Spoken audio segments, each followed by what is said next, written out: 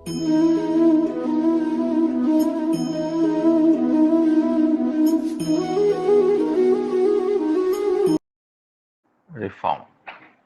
आज हम लोग गाइस डिस्कस करने जा रहे हैं लिबरलाइजेशन में फॉरेन एक्सचेंज रिफॉर्म।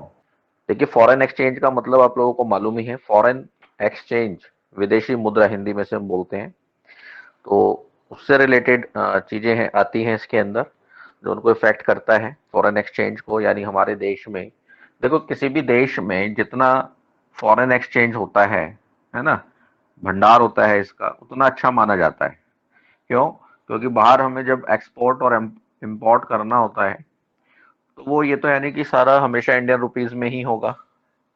ठीक है नहीं, एक्सपोर्ट या इंपोर्ट जब हम करते हैं तो जरूरी नहीं है वो रुपीज में ही हो। जैसे हमने इंग्लैंड से मान लीजिए कोई चीज परचेस करी, अब जो हमें पेमेंट करनी पड़ेगी, अब इंग्लैंड में पाउंड्स चलता है मान लीजिए, तो वो उसका जो पेमेंट है कहेंगे हमें पाउंड्स में चाहिए।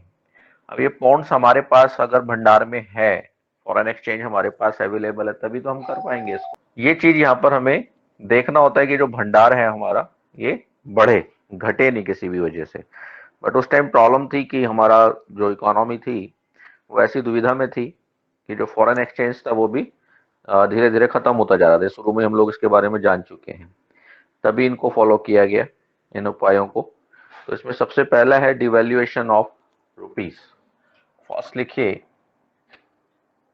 डिवैल्यूएशन। तो रुपी की जो वैल्यू है उसको कम कर दिया गया, घटा दिया गया। ठीक है, 1991 की बात चल रही है सब। तो देखिए, डिवैल्यूएशन ऑफ रुपी की हम बात कर रहे हैं। उस टाइम क्या था, बैलेंस ऑफ पेमेंट का क्राइसिस चल रहा था। बैलेंस ऑफ पेमेंट का मतलब यहाँ पर क्या हो गया, बीओपी। ये एक्सपोर्ट और इम्पोर्ट के डिफरेंस को दिखाता है, एक्सपोर्ट एंड इम्पोर्ट्स। ठीक है, एक्सपोर्ट्स का मतलब जो हम सामान बेचते हैं तो हमें बदले में पैसे मिलते हैं। मान लीजिए बाहर हमने जो भी सामान बेचा, 100 रुपये हमें लेने हैं। और इम्पोर्ट का मतलब होता है जो हम खरीदते हैं उसके बदले जो हम पेमेंट कर रहे हैं। तो उस टाइम हो क्या रहा था, मान लीजिए 100 रुपीज का हम एक्सपोर्ट कर रहे थे, तो 150 का मान लीजिए इम्पोर्ट कर रहे थे, या ले लीजिए 250 का, यानी इम्पोर्ट ज्यादा थे। तो इट मीन्स क्या हुआ कि 150 की हम लोगों को पेमेंट ज्यादा करनी थी, है ना। तो ये पैसा कहाँ जाना था, अब्रॉड। अब अब्रॉड जाएगा तो अभी मैंने बताया कि अगर हमें बाहर पेमेंट करनी है तो वो हमें क्या मांगते हैं, फॉरेन एक्सचेंज। जिस भी कंट्री के साथ हम लोगों का बिजनेस है तो वो बदले में वही करेंसी चाहता है जो उनकी चलती है या उनकी अपनी होती है। जैसे अमेरिका के साथ है तो अमेरिका कहेगा भाई डॉलर में पेमेंट कीजिए, है ना। इंग्लैंड कहेगा कि भाई हमें पाउंड्स में दीजिए। तो जो भी उनकी करेंसी है या जो उनकी ज्यादा चल रही है, तो उस टाइम सिचुएशन ऐसी थी। तो इससे इसको ठीक करने के लिए उस टाइम क्या किया, जो रुपी की वैल्यू थी उसको डाउन कर दिया गया डॉलर के कंपैरेटिवली। यानी डॉलर रुपी से महंगा हो गया।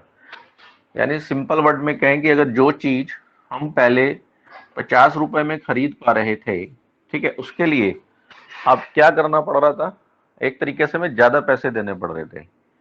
मान लो 60 रुपीज देने पड़ रहे थे। तो आप देखने में लगेगा कि यार ये तो बड़ा नुकसान वाला काम हो रहा है। बट इसका जो फायदा होता था, इसका सीधा सीधा असर एक्सपोर्ट पे पड़ता है ऐसा करने से। तो इससे क्या होता है, एक्सपोर्ट हमारे इंक्रीज हो जाते हैं। क्योंकि एक्सपोर्ट का मतलब जो पहले 50 रुपीज आने थे अब 60 रुपीज आएंगे। तो एक्सपोर्ट बढ़ेगा तो भले ही वैल्यू कम हो गई है रुपीज की, लेकिन ओवरऑल जो बाहर से हमें पैसा लेना है वो इंक्रीज होने लगेगा। इंक्रीज होने लगेगा तो ये जो डिफरेंस आ रहा है ये धीरे धीरे कम होने लगेगा। और यही हमें करना था। तो इसलिए ऐसी पॉलिसी को अपनाना उस टाइम पे जरूरी हो गया। हालांकि ये अच्छी बात नहीं है डिवैल्यूएशन करना, लेकिन क्योंकि हमें एक्सपोर्ट को बढ़ावा देना था उस टाइम पर, तो इसलिए इस पॉलिसी को अपनाया गया। सेकंड पॉइंट लिखिए, फॉरेन एक्सचेंज डीरेगुलेशन।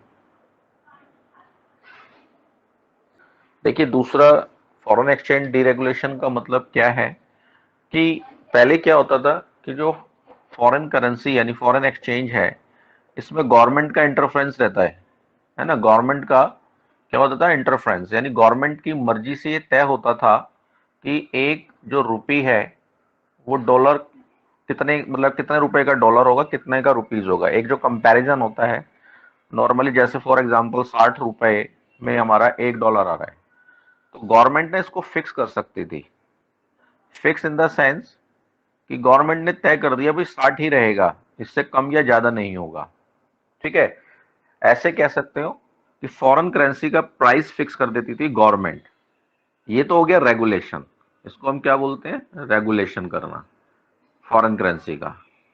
लेकिन यहां क्या किया गया, डीरेगुलेशन। डीरेगुलेशन का मतलब क्या हो गया कि इस व्यवस्था को खत्म कर दिया गया, यानी ओपन मार्केट में फ्री कर दिया गया। फ्री इन द सेंस कि ओपन मार्केट में डिमांड एंड सप्लाई की जो पावर है वो तय करेंगी कि भाई इसका जो प्राइस है डॉलर का वो कितना होगा। विदेशी जो मुद्रा है, फॉरेन जो करेंसी है, उसका प्राइस कौन तय कर रहा था, डिमांड एंड सप्लाई की फोर्सेस। जैसे मान लीजिए अगर डिमांड ज्यादा हो रही है फॉरेन करेंसी की देश के अंदर, तो ये महंगा हो जाएगा, इसका प्राइस बढ़ जाएगा, है ना।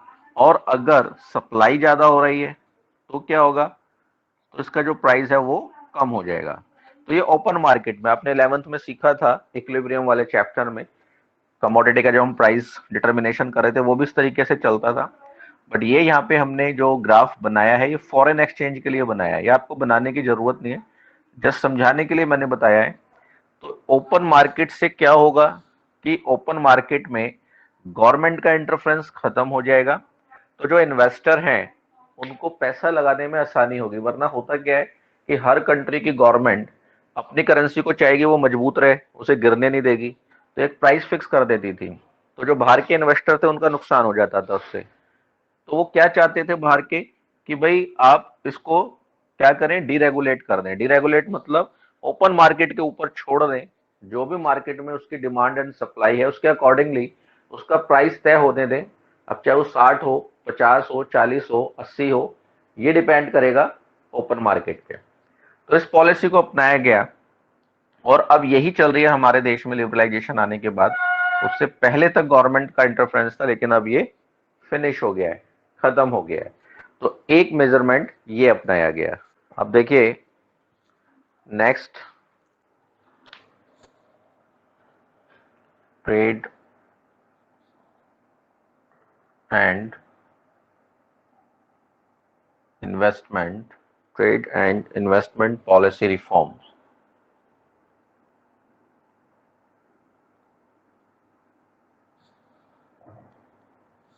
देखिए ये तो चीज हमें पता लगी गई है कि 1991 से पहले बहुत सारी जो रेस्ट्रिक्शंस थी वो लगाई गई थी डोमेस्टिक इंडस्ट्रीज पर, है ना। अब जो ये प्रोटेक्शन लगाया जाता है, रेस्ट्रिक्शन जो लगाया जाता है, इससे क्या होता है, कंपटीशन कम हो जाता है नहीं। बिफोर 1991 की अगर हम बात करें तो रेस्ट्रिक्शन लगाई गई थी इन सब चीजों पर। रेस्ट्रिक्शन लगाने का परिणाम क्या होता है कि एक तरीके से एक तो कंपटीशन खत्म, लेस कंपटीशन। भाई रेस्ट्रिक्शन लगाने का मतलब क्या हो गया कि उनका प्रोडक्ट बिकना ही बिकना है एक तरीके से, है ना। दूसरी कंपटीशन में मार्केट में आ ही नहीं पाएंगी जब विदेशी कंपनियां, तो उनका आराम से बिकेगा डोमेस्टिक कंपनीज का। तो कंपटीशन नहीं होगा तो खराब माल भी अगर वो बन रहा है तो उन्हें परवाह नहीं होगी, उन्हें पता है बिकना ही नहीं है, कोई और कंपटीशन में है ही नहीं हमारे, है ना। तो सीधी सी बात है, कंपटीशन नहीं होगा तो एफिशिएंसी में कमी आ जाएगी, लेस एफिशिएंसी। क्यों, क्योंकि उनको पता है भाई माल तो हमारा बिकने बिकना है, खराब भी बनना है जब भी बिकने। तो ये सिचुएशंस थी 1991 से पहले की। कंपटीशन नहीं था, एफिशिएंसी की कमी थी। क्यों, क्योंकि कई तरीके की रेस्ट्रिक्शन लगाई गई थी। रेस्ट्रिक्शन के रूप में आपको मालूम है किस तरीके की रेस्ट्रिक्शन लगाई जाते थे, काफी टैरिफ लगाया जाता था, हाई टैरिफ होता था, है ना। यानी जो विदेशी चीजें थी उन पर टैक्स ज्यादा लगा दिया जाता था, या देसी चीजों को कोटा सिस्टम प्रोवाइड किया जाता था, उनको कोटा दिया जाता था। तो इस तरीके की रेस्ट्रिक्शंस होने के कारण क्या हो रहा था, कंपटीशन की कमी हो रही थी, एफिशिएंसी में गिरावट आ रही थी। नतीजा, जो इंडस्ट्री का ग्रोथ रेट था वो काफी डाउन था। ठीक है, जो इंडस्ट्री का ग्रोथ रेट था, growth rate of industry was very down. ठीक है, बहुत डाउन था वो, उसमें तेजी से कमी आ रही थी। तो हमें जरूरत क्या थी? ऐसे रिफॉर्म्स की जरूरत थी जो इनको इंक्रीज कर सके, इनको बढ़ा सके। अदरवाइज क्या होता, ये धीरे धीरे खत्म होते चले जाते, है ना। अब इसके अंदर क्या क्या चीजें इंक्लूड की गई वो और देख लेते हैं। तो लिख लो,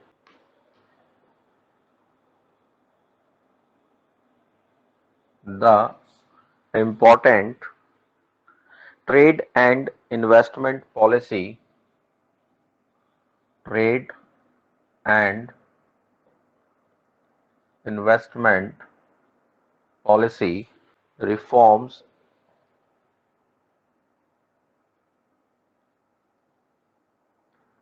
include: first, removal of quantitative restriction on imports and exports। तो जो सबसे पहला रिफॉर्म था इसमें क्या था? रिमूवल ऑफ क्वांटिटेटिव रेस्ट्रिक्शन, यानी जो क्वांटिटेटिव रोक टोक लगाई गई थी इंपोर्ट और एक्सपोर्ट पर, न्यू इकोनॉमिक पॉलिसी में उसको खत्म कर दिया गया। खत्म कर दिया या कोशिश की गई कम से कम कर दिया जाए। ठीक है, जैसे पहले क्या था भाई, जो मैन्युफैक्चरिंग थी, इंपोर्ट्स जो किया जा रहा था, उस पर क्या किया, एग्रीकल्चर प्रोडक्ट्स वगैरह का, उसको पूरी तरीके से रिमूव कर दिया गया। अप्रैल 2001 के बाद उसे फिनिश कर दिया गया कि जो क्वांटिटेटिव रेस्ट्रिक्शन है मैन्युफैक्चर्ड कंज्यूमर गुड्स पर और एग्रीकल्चर प्रोडक्ट्स पर, उसको क्या किया गया, फिनिश कर दिया गया। ठीक है, मैन्युफैक्चरिंग गुड्स और जो एग्रीकल्चर थे, इसको क्या किया, रिमूव, रेस्ट्रिक्शन हटा दी गई इस पे से, रेस्ट्रिक्शन वाज रिमूव्ड। ठीक, और ये कब किया गया ये काम? अप्रैल 2001। ठीक है, सेकंड क्या है, रिमूवल ऑफ एक्सपोर्ट्स ड्यूटीज। अब एक्सपोर्ट ड्यूटीज क्या था? अभी मैंने ऊपर डिस्कस किया कि ज्यादा उस पर टैक्सेशन लगाया जा रहा था, एक्सपोर्ट के ऊपर ड्यूटी लगाई जा रही थी। तो उस सिचुएशन में क्या था कि जो भारत की चीजें थी वो इंटरनेशनल मार्केट में जब जाती थी तो महंगी हो जाती थी, इससे एक्सपोर्ट पे इफेक्ट आता था। तो ड्यूटी हटाने से फर्क क्या पड़ा कि उनके प्राइस कम हो गए और इंटरनेशनल मार्केट में जो इंडियन गुड्स थे वो कंपटीशन में आ गए। यानी एक्सपोर्ट ड्यूटीज को रिमूव करने से जब इसे हटा दिया गया तो जो इंटरनेशनल मार्केट था वहां पर जो इंडियन गुड्स थे वो कैसे हो गए, चीप, सस्ते हो गए। भाई सीधी सी बात है, जब टैक्स नहीं लगेगा, है ना, टैक्स को क्या करा जा रहा था इस पे से, है ना, एक्सपोर्ट ड्यूटी का मतलब यहाँ पर क्या हो गया, एक तरीके का टैक्स हो गया ये। तो जब इसको टैक्स को खत्म कर दिया गया तो मान लीजिए पहले 100 रुपए का गुड्स की लागत है और 50 रुपए इस पे टैक्स लग रहा है, तो यहाँ तक जाते जाते 150 का हो गया। अब यहाँ पर इंटरनेशनल मार्केट में वो चीज मान लीजिए पहले से ही 100 रुपए में मिल रही है, तो कोई इंडियन गुड्स क्यों लेगा, इसी को लेगा। तो कंपटीशन में आने के लिए जरूरी था कि उसको सस्ता किया जाए। अब कॉस्ट को रिड्यूस करना थोड़ा मुश्किल है, तो गवर्नमेंट ने क्या किया, अपनी ड्यूटी को ही रिमूव कर दिया, है ना, इसको खत्म कर दिया। तो उससे क्या हुआ कि इंटरनेशनल मार्केट में एक्सपोर्ट्स बढ़ने लग गए। नेक्स्ट है रिडक्शन इन इंपोर्ट्स ड्यूटीज। देखिए सेम इसी तरीके से जो इंपोर्ट्स ड्यूटी थी उसको भी कम किया गया। इससे क्या हुआ, हो क्या रहा था कि जो जरूरी चीजें थी बाहर से, मान लीजिए कोई भी हमें प्रोडक्शन के लिए कोई मशीन चाहिए, है ना, सारी चीजें, मशीनें तो हमारे पास नहीं थी, हम यहाँ कोई प्रोडक्शन करना चाहते हैं और वो जो मशीन है वो हमें कहाँ से मिलेगी, फॉरेन मार्केट से, है ना, बाहर से, इंटरनेशनल मार्केट से। अब गवर्नमेंट ने क्या करा कि इसके ऊपर टैक्स लगा दिया, इंपोर्ट ड्यूटी लगा दी। अब बात वही हो गई, नतीजा क्या निकलेगा, जिस पर टैक्स लगा होगा, मान लो ये यहाँ पे 100 रुपए की चीज है, इंडियन गवर्नमेंट ने 50 रुपए इस पर टैक्स जोड़ दिया, तो यहाँ तक आते आते 150 की हो गई। अब इनकी जेब में मान लीजिए 100 रुपए ही है, तो ये से खरीद ही नहीं पाएंगे। तो उससे क्या होगा कि जो डोमेस्टिक गुड्स हम लोग बनाना चाह रहे थे और उनके लिए जो हमें मशीनें चाहिए या कुछ इस तरीके के और टूल्स चाहिए, उन पर ड्यूटीज लगी होने की वजह से वो महंगी हो रही है, हम उसे खरीद ही नहीं पा रहे हैं।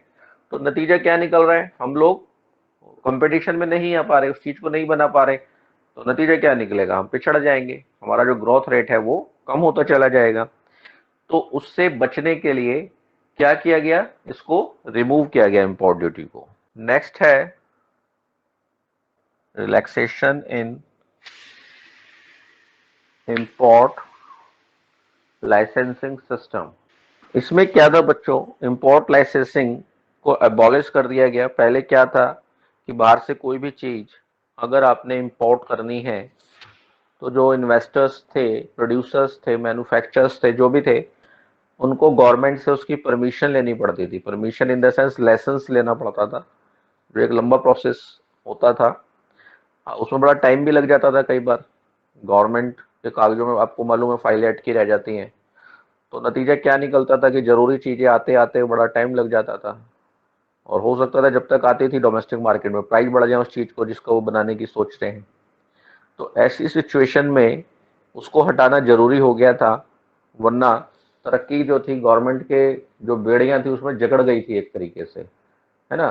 क्यों, क्योंकि करप्शन भी बढ़ रही थी, गवर्नमेंट डिपार्टमेंट में काम बड़ा धीमा होता था।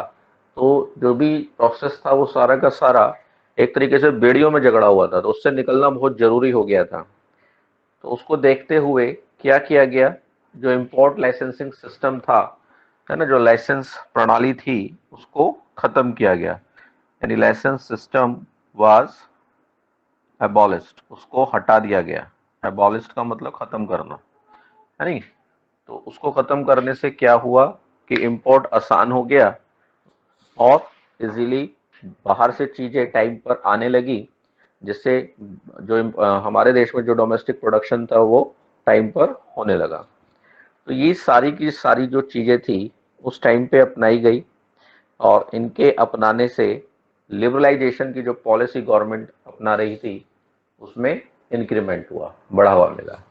तो ये पूरा का पूरा जो टॉपिक था हमारा लिबरलाइजेशन का, वो फिनिश हो गया है। कि न्यू इकोनॉमिक पॉलिसी में 3 बातें हम लोग सीखेंगे इसमें, जो गवर्नमेंट ने अपनाई 1991 के बाद से अप्लाई हुई, 1991 के बाद से, जिसमें से लिबरलाइजेशन के बारे में हम लोग जान चुके हैं। अब नेक्स्ट टर्म है प्राइवेटाइजेशन।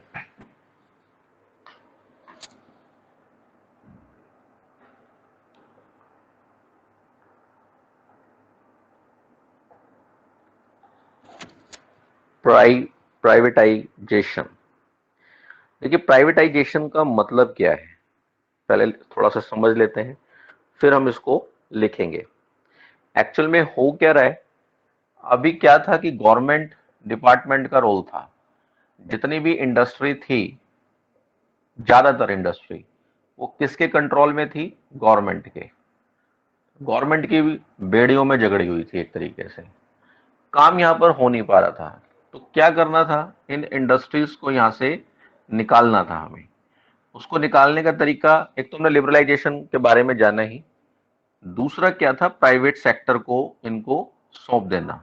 जो प्राइवेट सेक्टर है ना, निजी उद्यमी, तो गवर्नमेंट ने अपने शेयर या कह लीजिए जो इंडस्ट्री थी इनको ट्रांसफर करे, है ना। तो गवर्नमेंट ने जब ये इनको बेचने लगी, तो ये यहां से निकल के प्राइवेट सेक्टर के हाथ में आ गई। ठीक है जी। तो ये जो प्रोसेस है, इस प्रोसेस को हम क्या नाम देते हैं, प्राइवेटाइजेशन। यानी जब गवर्नमेंट अपना कंट्रोल छोड़ करके उसे प्राइवेट सेक्टर को सौंप दे, प्रोडक्शन के ऊपर जो भी उसका कंट्रोल है ना, मैनेजमेंट के ऊपर उसका जो भी कंट्रोल है, वो सारी चीजें, अपना मालिकाना हक है, वो सब प्राइवेट सेक्टर को दे देती है, ट्रांसफर कर देती है। उस प्रक्रिया को हम क्या बोलते हैं, प्राइवेटाइजेशन। ठीक है। क्या हो रहा है यहाँ पर, transfer of ownership, transfer of ownership. तो यानी जो पहले गवर्नमेंट कंट्रोल्ड कर रही थी, है ना, रन कर रही थी, वो सारे की सारा जो राइट था, अधिकार था, उसे ट्रांसफर कर दिया गया प्राइवेट सेक्टर को। यही प्राइवेटाइजेशन है, सिंपल सी बात। ठीक है जी। तो प्राइवेटाइजेशन दो तरीके से किया जा रहा है। क्या? एक तो ट्रांसफर ऑफ ओनरशिप हो रहा है यहां पर, ठीक है। दूसरा, प्राइवेटाइजेशन के जो पब्लिक सेक्टर थे उनको कुछ शेयर, जो पब्लिक सेक्टर यूनिट थी, उनको हम बेच देते थे प्राइवेट सेक्टर में। उसे कहते हैं डिसइन्वेस्टमेंट। ठीक है, इस पे भी कई बार अलग से क्वेश्चन आ जाता है डिसइन्वेस्टमेंट के ऊपर, तो उसको भी हम लोग जानेंगे क्या क्या है इसके अंदर, क्या क्या चीजें कवर होती हैं। आगे लिख लीजिए, privatisation privatisation can be done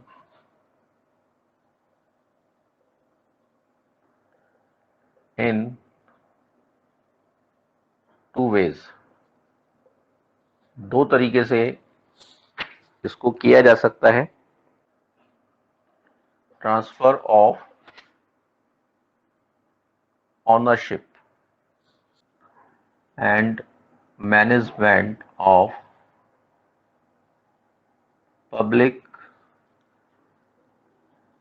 sector companies from government to the private sector,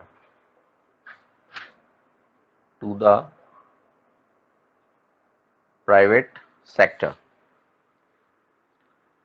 पहली बात ये हम ऊपर भी डिस्कस कर चुके हैं।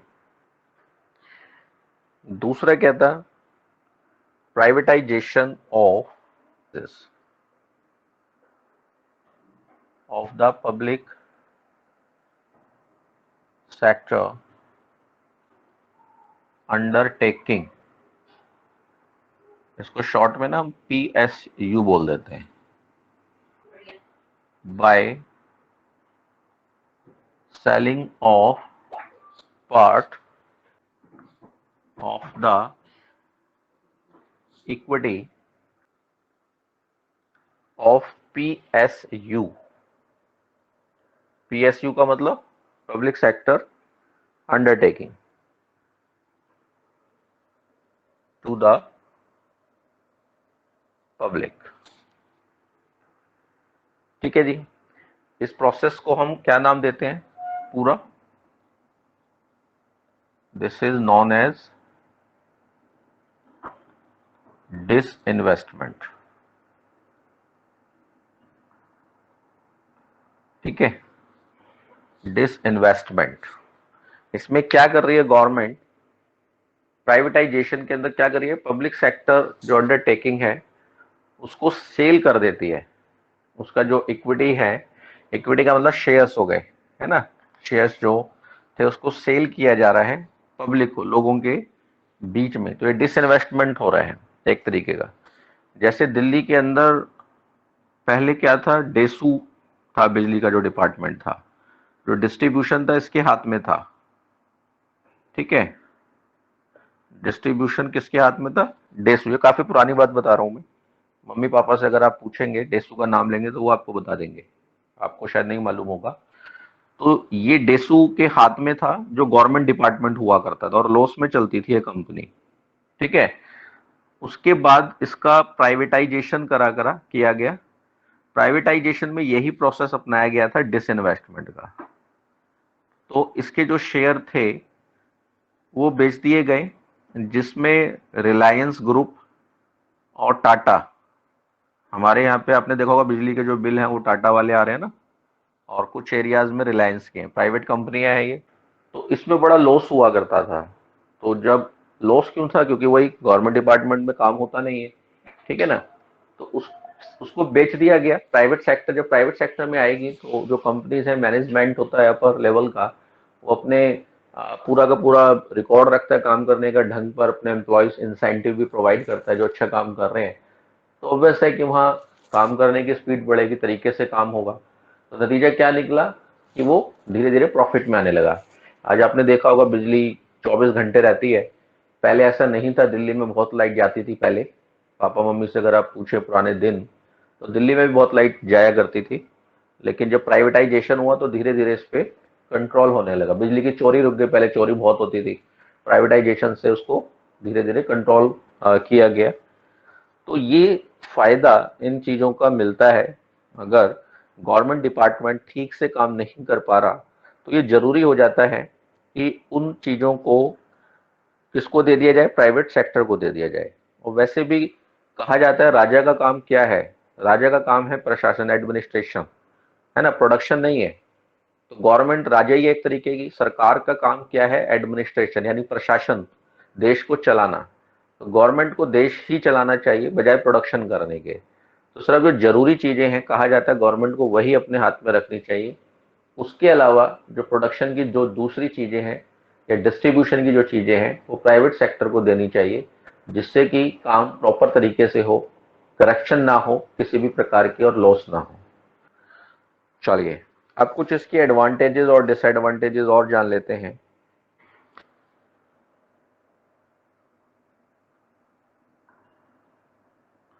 Advantages of privatisation and disinvestment.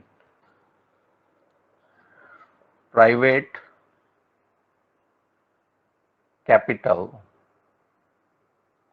and managerial capabilities and managerial capabilities could be effectively utilized to improve the performance of the PSU। तो देखिए बात अभी हमने सीखी कि जो प्राइवेट कैपिटल है और जो मैनेजरियल कैपेबिलिटीज होती है वो काफी इफेक्टिव होती है बजाय गवर्नमेंट सेक्टर की। ये बात अभी मैं आपको बता चुका हूँ, तो वही हमने इसका फायदा लिखा है यहाँ पर। सेकंड लिखिए,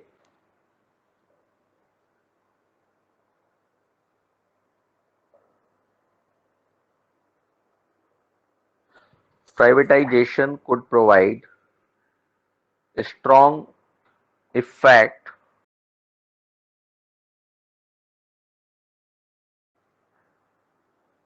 ठीक है किसके ऊपर, inflow of FDI, inflow of FDI। In FDI का मतलब फॉरेन डायरेक्ट इन्वेस्टमेंट, फॉरनर का जो पैसा है अब्रॉड से जो आ रहा है हमारे यहाँ पर, उसके ऊपर privatization could provide a strong effect to the inflow of FDI।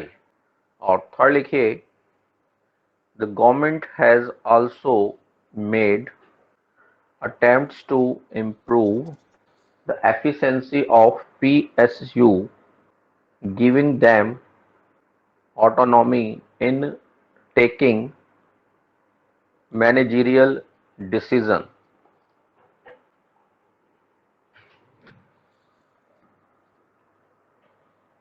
तो देखिए जो PSU थी, पब्लिक सेक्टर अंडरटेकिंग थी, इसमें क्या था कि गवर्नमेंट इनके एफिशिएंसी को इम्प्रूव करने के लिए एक ऑटोनॉमी प्रोवाइड करती थी, एक तरीके का सम्मान हो गया, है ना।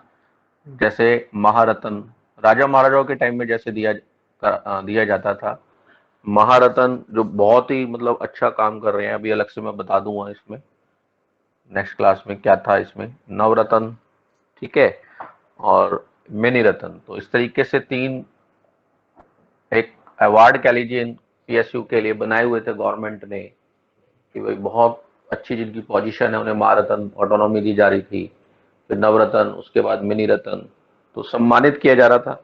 और सम्मान जब मिलता है तो अंडरटेकिंग अच्छे से काम करती है, सम्मान का लालच तो सभी को होता है ना, मार्केट में, क्योंकि गुडविल बढ़ती है उससे। तो एक ये भी एडवांटेजेस प्राइवेटाइजेशन की थी। तो ओवरऑल लगभग हमारे दो टॉपिक खत्म हो गए, कुछ और एक दो छोटे क्वेश्चन है वो कर लेंगे हम इसके अभी, लेकिन ओवरऑल प्राइवेटाइजेशन का जो पार्ट है वो फिनिश हो गया है हमारा।